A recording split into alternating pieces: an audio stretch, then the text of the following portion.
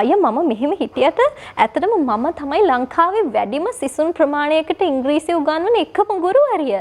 ඉතින් අයියා මේවා ලේසි පහසු වැඩ නෙමෙයි. මගේ ටීචින් හොඳයි කියලා මට සම්මාන පිට සම්මාන ලැබෙනවා. අපේ ගෙදර සම්මාන වලින් එකයි. ඉතින් ඒ දේවල් මට හරි නෝමල්. පාරකදී යනකොට උනත් මිනිස්සු මගේ ගාවට ඇවිල්ලා "Oh my god, is this you? Can I take a photo with you?" ඉතින් ඒ දේවල් අයියා මට අමුතු දේවල් නෙමෙයි. මට හරි නෝමල් ඒ දේවල්. කවදා හරි දවසක මම කැමරා එක ඉස්සරහට ඇවිල්ලා ඔය විදිහට කතා කරොත් ඔයාට මොනවා හිතෙයිද? You wanna slap me? අපි ස්ලැප් කියනවා කම්බුලට ගහනවා, කම්බුල් පහරක් එල්ල කරනවා.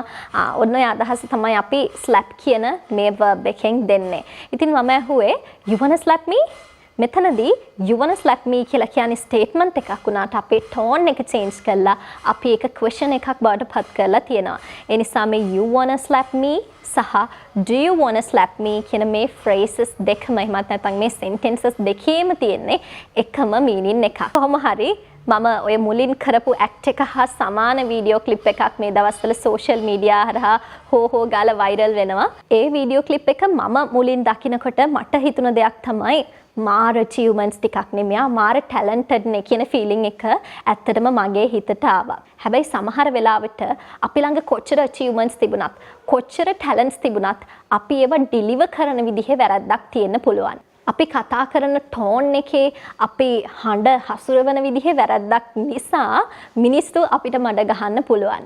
ඒ නිසා මට හිතුණ දේ තමයි කතා කරන ටෝන් එකේ කතා කරන විදිහේ ඒ ජෙස්චර්ස් වල එතන යම්කිසි අවුලක් තියෙන්න පුළුවන්.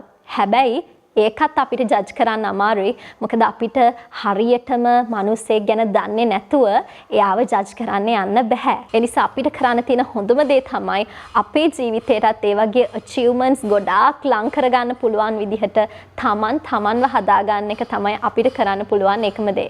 කොහොම හරි අපිට මේ දේවල් වලින් වැඩක් නැහැ. හැබැයි හිතන්න ඔයාගේ මොනවා හරි achievement එකක් social media වල post කරා. ඊට පස්සේ ගොඩක් වෙලාවට ඔයාලට එන messages නේ congratulations congratulations congratulations. ඉතින් මේ congratulations කියන word එක overuse වෙනවා සහ හරිම common word එකක්. මේ වෙනුවට use කරන්න පුළුවන් වෙනත් expressions මොනවාද කියලා අපි අද බලමු. First one, kudos. Kudos. Bravo. Bravo. Hats off. Hats off. Way to go. Way to go. And this is my favorite, a toast to your success. A toast to your success. Follow me for more.